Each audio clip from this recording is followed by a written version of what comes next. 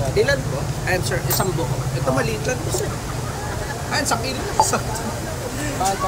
Okay po. Pang adobo, no?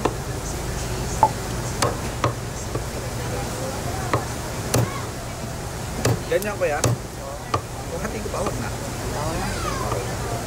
Maliit lang kasi siya eh.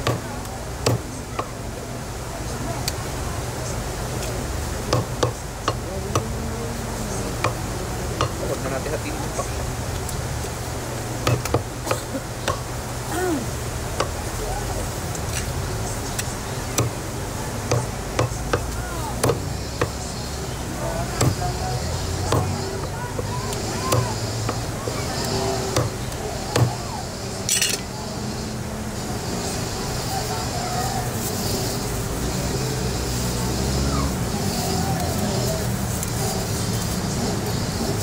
Na lang to eh.